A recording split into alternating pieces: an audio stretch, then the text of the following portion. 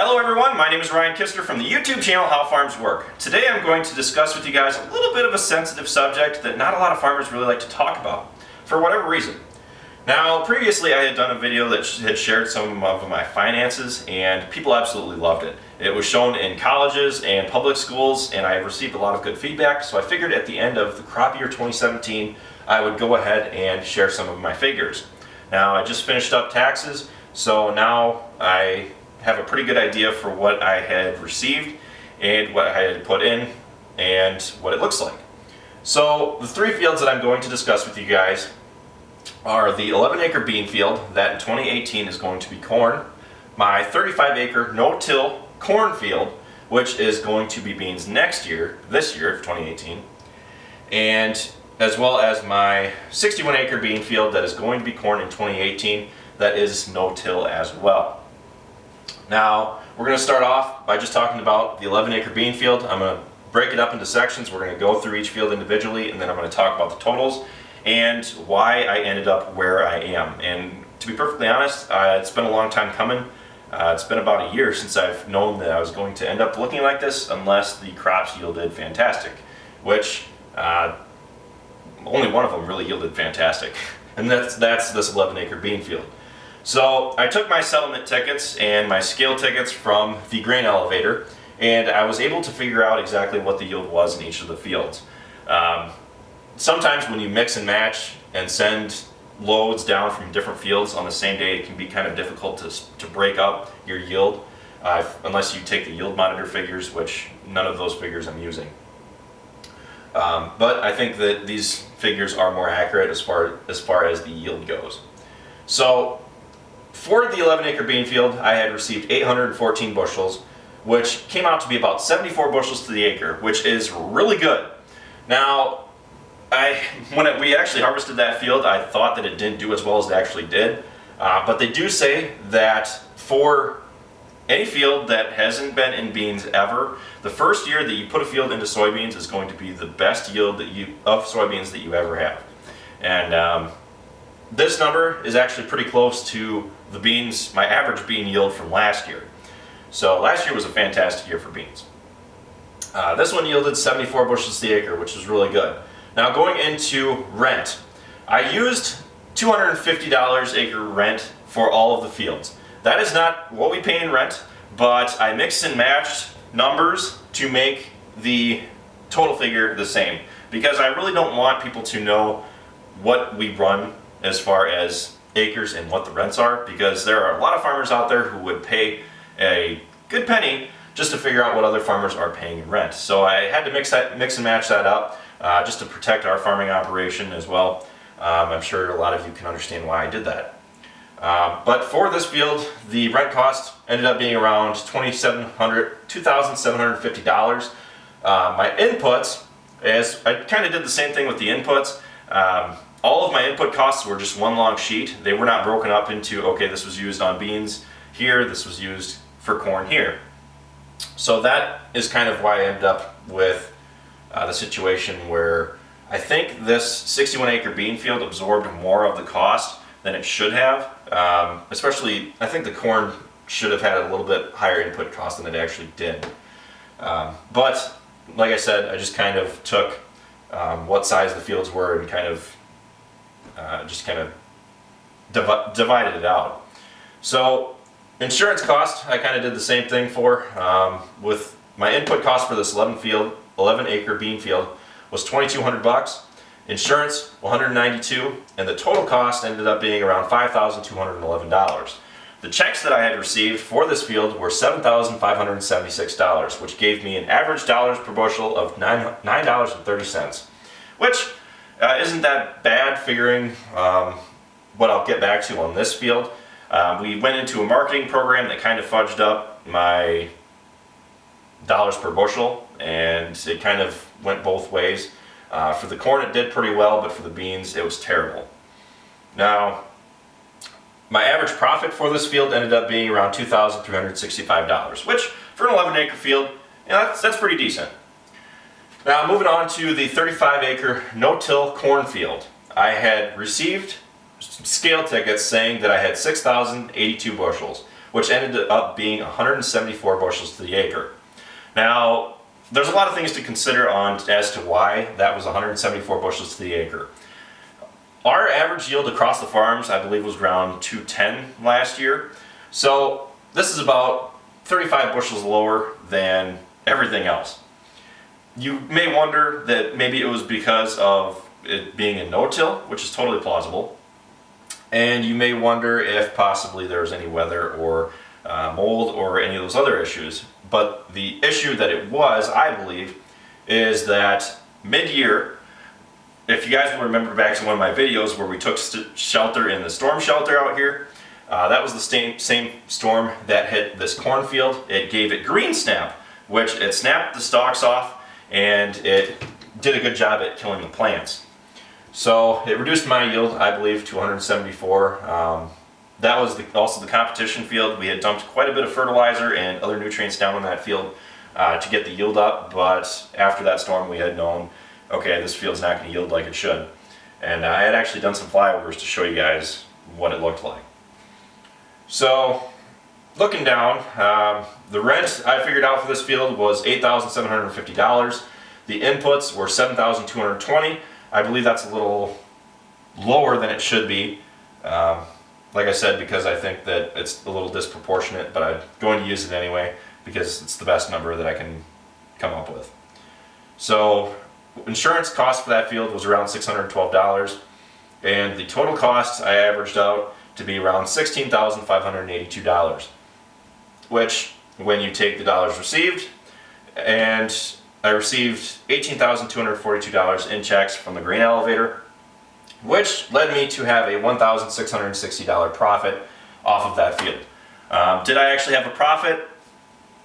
Yes and no. Not totally sure because of the total costs being switched around a little bit. I think that $3 for what I had gotten in corn is pretty good. Now, the marketing program that we had signed up for did actually pretty well with the corn. I received about $3.90 per bushel on, I can't remember how many bushels I signed up for, but that ended me up being $3 average. And the lowest price I saw during harvest, I think, in our area was about $2.60. This is taken off basis in trucking and everything. So that being my final cost, I think was pretty good for the corn.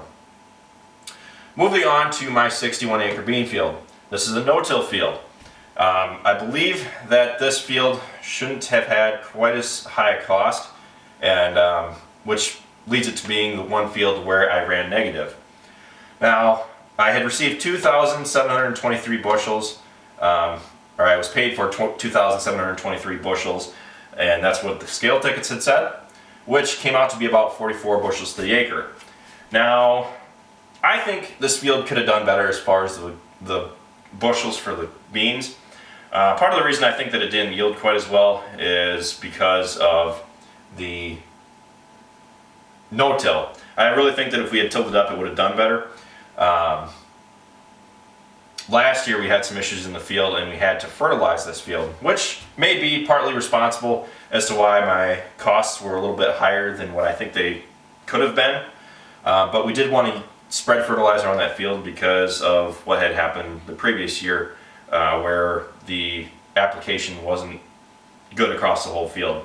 Because last year, if you'll remember, certain spots in the field yielded like over 300 bushels to the acre, and then 10 feet to the right, all the way to the field, yielded like 140. So we went ahead and we spread bean fertilizer on it just to kind of try to level out the nutrients in the field, not give us so much striping. So my insurance cost for that field was $1,067, which brought the total cost for the field to $28,898. Now, in checks that I had received from that field was $23,044, which gave me a negative profit of almost $6,000. I don't believe that this field is just to blame. I'm pretty sure it's a little bit of all the fields, and like I said, I think it's because of my inputs, and I'm not able to easily and accurately figure out what costed where. because we did dump a lot of cost for inputs into this cornfield. So anyway, with that, my average dollar per bushel that I had received was $8.46, which isn't very good in my opinion.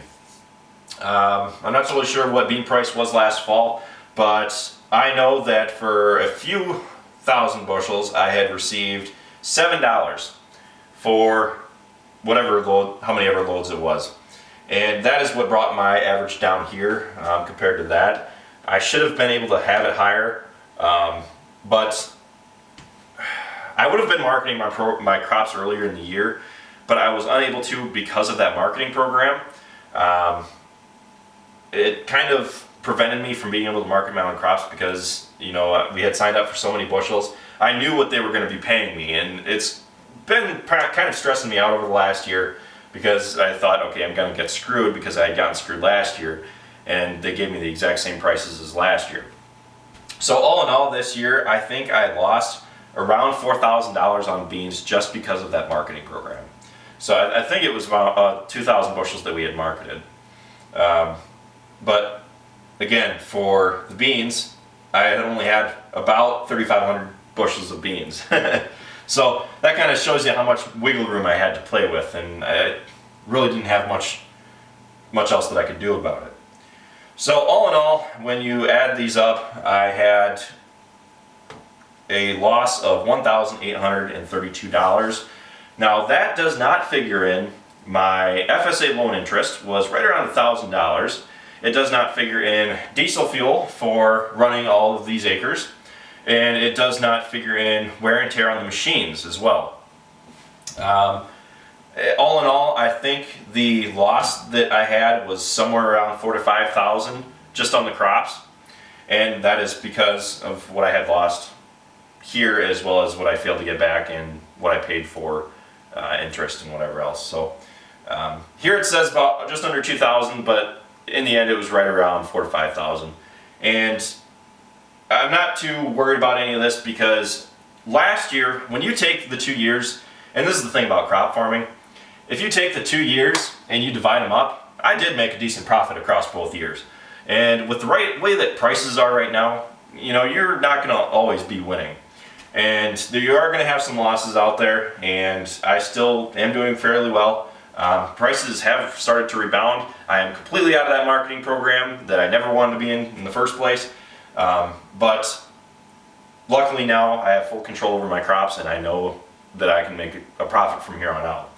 Now with that said, a lot of the larger farmers may be in more of a pickle because with more bushels to contract, you may think that, okay, you know, they have more bushels to contract, they can kind of spread it out, which is very true.